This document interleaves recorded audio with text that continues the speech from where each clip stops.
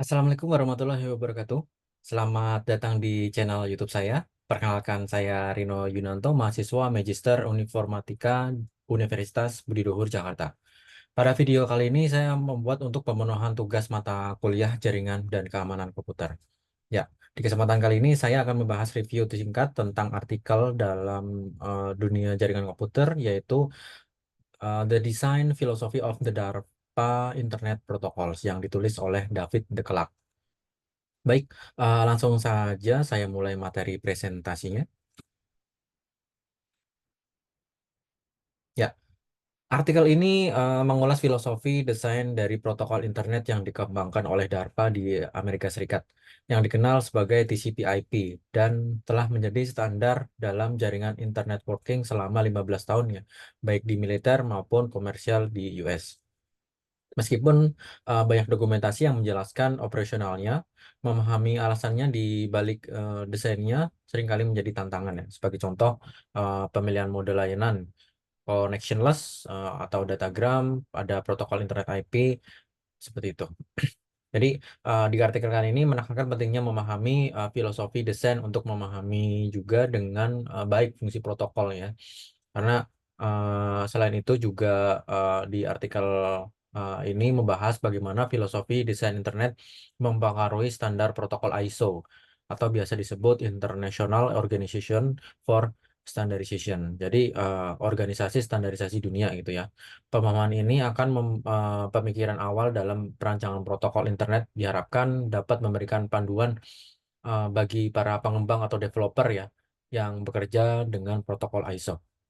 Ya, pada ringkasan artikel uh, dan The Design Philosophy of the DARPA Internet Protocols yang dikembangkan oleh DARPA membahas tentang prinsip-prinsip penting ya desain mendasar gitu, baik pengembang protokol internet DARPA, yaitu yang pertama adalah desentralisasi, yaitu fokus pada desain jaringan yang tidak terpusat untuk meningkatkan ketahanan terhadap gangguan dan kegagalan.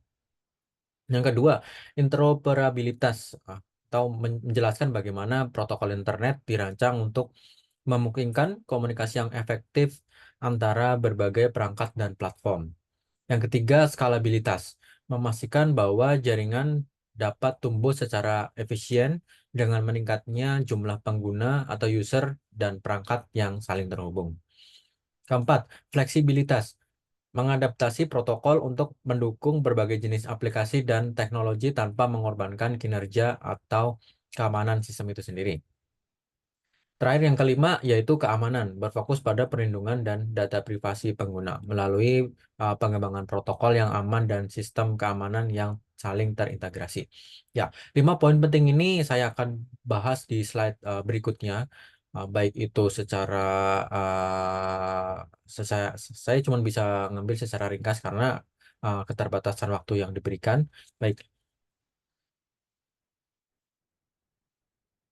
desentralisasi yaitu mengacu pada pendekatan dalam eh, merancang jaringan yang tidak memiliki satu titik kontrol pusatnya. Jadi bisa satu satu jaringan itu mempunyai banyak apa titik-titik kontrol ya. Jadi jadi ibaratnya dia punya beberapa server gitu. Jadi ketika server itu down maka langsung switch ke server lainnya.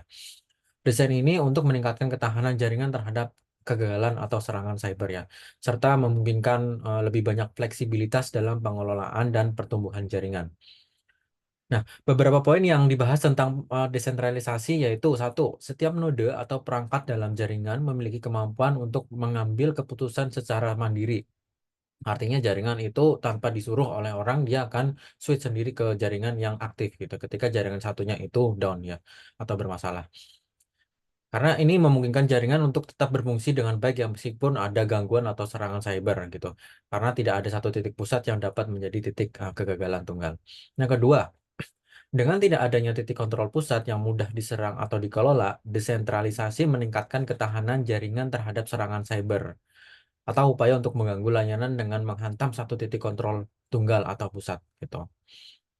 Yang ketiga, desentralisasi memfasilitasi pertumbuhan jaringan yang organik di mana lebih banyak perangkat dan pengguna dapat terhubung tanpa mempengaruhi performa keseluruhan jaringan secara signifikan. Ini sangat penting ya dalam mengakomodasi pertumbuhan pengguna internet yang sangat tinggi dan saling terhubung. Ya, skalabilitas merujuk pada kemampuan jaringan untuk tumbuh dan beradaptasi dengan peningkatan jumlah pengguna dan volume data yang sangat tinggi tanpa mengorbankan performa atau kualitas layanan yang ditawarkan kepada pengguna. Artinya, pengguna kita tidak memberikan fasilitas apa namanya itu eh, skalabilitas ini artinya kita menjaga kemampuan performa itu dengan baik ya gitu. Ini adalah salah satu dari beberapa aspek penting desain mendasar pengembangan protokol internet oleh DARPA. Nah, beberapa aspek penting tentang skalabilitas dalam konteks protokol internet adalah satu, protokol internet dirancang untuk mendukung pertumbuhan jaringan secara organik dengan penambahan perangkat dan pengguna baru tanpa memerlukan perubahan besar pada infrastruktur atau konfigurasi yang ada. Yang kedua, protokol harus mampu mengelola lalu lintas data yang meningkat secara efisien dan memastikan bahwa data dapat ditransmisikan dengan cepat tanpa ada gangguan meskipun ada peningkatan pengguna jaringan.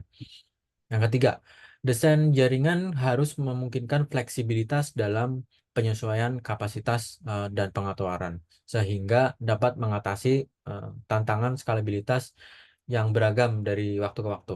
Yang keempat, skalabilitas juga mencakup efisiensi dalam penggunaan sumber daya jaringan ya, seperti bandwidth, kapasitas penyimpanan atau hard disk, dan daya komputasi gitu, atau cloud, sehingga dapat menanggapi permintaan yang meningkat tanpa mengorbankan performa jaringan itu sendiri. Ya, fleksibilitas. Dalam konteks pengembangan protokol internet DARPA, fleksibilitas merujuk pada kemampuan protokol untuk mendukung berbagai jenis aplikasi dan teknologi tanpa mengorbankan kinerja atau keamanan jaringan tersebut. Ini merupakan salah satu prinsip yang penting juga membangun sebuah jaringan yang adaptif dan inovatif. Ya, fleksibilitas dalam konteks protokol internet mencakup beberapa aspek kunci. Yang pertama adalah protokol harus dirancang untuk mendukung aplikasi yang beragam, mulai dari transfer data seperti email dan file sharing, hingga aplikasi multimedia ya seperti video dan audio. Yang kedua, protokol harus memungkinkan perangkat dan aplikasi dari berbagai vendor untuk bekerja sama dengan lancar di seluruh jaringan. Ini mencakup kompatibilitas dengan perangkat keras dan perangkat lunak yang memiliki spesifikasi berbeda. Tiga, desain harus dapat mengadaptasi dengan cepat terhadap perkembangan baru dalam teknologi dan kebutuhan pengguna, misalnya kemampuan protokol untuk menangani seperti Internet of Things atau biasa disebut IoT dan aplikasi cerdas lainnya. Yang keempat, fleksibilitas juga terkait dengan kemampuan jaringan untuk tumbuh dan berkembang seiring waktu dengan menambahnya lebih banyak perangkat dan pengguna tanpa mempengaruhi performa atau kualitas layanan jaringan yang ada. Baik. Yang terkait keamanan, ini merujuk pada perlindungan integritas data dan privasi pengguna dalam jaringan. Meskipun keamanan bukanlah tujuan utama dalam desain awal protokol internet, seiring dengan perkembangan dan semakin luasnya pengguna internet, aspek keamanan menjadi semakin penting ya. Berikut adalah beberapa aspek utama keamanan nih. Yang pertama, melindungi data yang dikirim melalui jaringan dari akses yang tidak sah dan kerusakan. Ya, jadi data yang dikirim dan yang diterima itu tidak ada kerusakan atau cacat. Yang kedua, memastikan bahwa identitas yang berkomunikasi di jaringan adalah sah gitu ya. Kita tidak mengharapkan ada orang ketiga itu hadir di komunikasi dalam satu jaringan yang sama. Jadi cuma ada user dan penerima gitu ya. Tiga, memastikan bahwa data yang dikirim dan diterima tidak diubah atau dirusak selama transmisi. Artinya data yang diterima itu tidak ada kerusakan cacat ya. Yang keempat, melindungi informasi pribadi pengguna dari akses dan pengungkapan yang tidak sah. Karena biasanya kredensial itu kita sharing gitu ya, dan itu sangat yang perlu menjadi perhatian kita bahwa password kredensial itu tidak boleh kita sharing ke orang lain dan kita harus uh, mengamankan secara sendiri.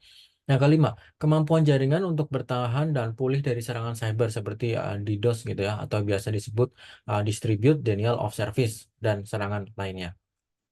Ya, kesimpulan dari artikel The Design Philosophy of the DARPA Internet Protocols karya dari David de Clark ini kalau misalkan kita mau garis bawahi, dia menekankan 4 prinsip utama dalam desain protokol internet ya. Yang pertama adalah desentralisasi, yaitu memastikan jaringan tidak memiliki satu titik kegagalan tunggal atau meningkatkan ketahanan terhadap gangguan dan serangan cyber. Artinya ketika ada satu jaringan itu tidak dapat diakses, itu bermasalah, maka secara otomatis sistem akan mengaktifasi jaringan lainnya yang ada gitu. Artinya kita mempunyai beberapa opsional aja gitu ya. Lalu yang kedua, skalabilitas memungkinkan jaringan tumbuh dan beradaptasi dengan peningkatkan jumlah pengguna dan data tanpa mengorbankan performa. Nah, ini yang sangat penting ya. Ketika salah satu jaringan itu diakses di waktu bersamaan dengan traffic yang sangat tinggi gitu, dengan load yang sangat banyak, pengguna yang sangat banyak, maka biasanya suatu sistem itu akan tidak dapat diakses atau bermasalah. Maka caranya adalah kita meningkatkan performa jaringan itu sendiri ya, baik itu penyimpanannya ataupun bandwidthnya kita tinggikan seperti itu.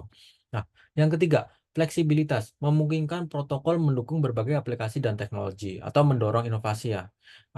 Ini artinya ketika kita membangun suatu jaringan itu bisa mendukung berbagai aplikasi atau pihak atau vendor yang ingin bekerja sama dengan kita. Ya, yang keempat, keamanan menjadi aspek krusial dalam melindungi integritas dan data pengguna. Nah, ini menjadi salah satu hal wajib ketika kita mengembangkan suatu jaringan atau sistemnya, karena keamanan menjadi aspek yang sangat-sangat penting yang tidak dapat dialihkan. Karena tanpa ada keamanan suatu sistem maka akan mudah diserang oleh hacker gitu ya, orang yang tidak bertanggung jawab seperti itu. Oke, demikian. eh, Review singkat terkait dengan artikel milik David de Clark, yaitu The Design Philosophy of the DARPA Internet Protocols.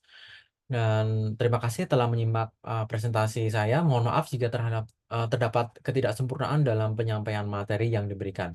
Semoga bermanfaat dan berguna serta diterima dengan baik. Sampai jumpa di video saya berikutnya. Wassalamualaikum warahmatullahi wabarakatuh. Terima kasih.